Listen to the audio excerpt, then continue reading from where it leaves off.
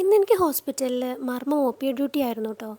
പക്ഷേ ഇന്നത്തെ വലിയ പ്രത്യേകത എന്താണെന്ന് വെച്ചാൽ ഇന്ന് നാഷണൽ സുശ്രുത ജയന്തിയാണ്.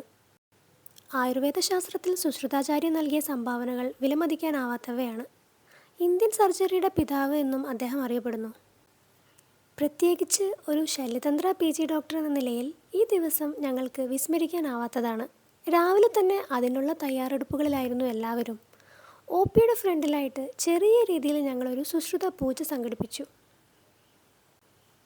വിളക്ക് കൊണ്ടുവച്ചും പൂവിട്ടും ഞങ്ങൾ അവിടെ മൊത്തം ഒന്ന് ചെറിയ രീതിയിൽ അലങ്കരിച്ചിട്ടുണ്ടായിരുന്നു. ബഹുമാനപ്പെട്ട ആശുപത്രി സൂപ്രണ്ടും ശാലാക്യതന്ത്ര വിഭാഗം മേധാവിയുമായ ബാലകൃഷ്ണ ഡോക്ടറായിരുന്നു കേട്ടോ വിളക്കിന് തിരികൊളുത്തിയിരുന്നത്. സുശ്രുത ദിനത്തോടനുബന്ധിച്ച് ശല്യം, ശാലാക്യം, പ്രസൂതി ഡിപ്പാർട്ട്മെൻറ്റുകളുടെ കീഴിൽ വിവിധ പരിപാടികൾ സംഘടിപ്പിച്ചിട്ടുണ്ടായിരുന്നു കേട്ടോ.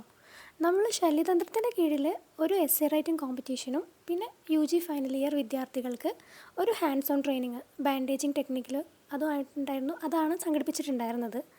അപ്പം ബാൻഡേജിങ്ങിൻ്റെ ഒരു സെപ്പറേറ്റ് വീഡിയോ ഞാൻ പിന്നീട് അപ്ലോഡ് ചെയ്യുന്നതായിരിക്കും കേട്ടോ. അപ്പോൾ അത്രയേ ഉള്ളൂ.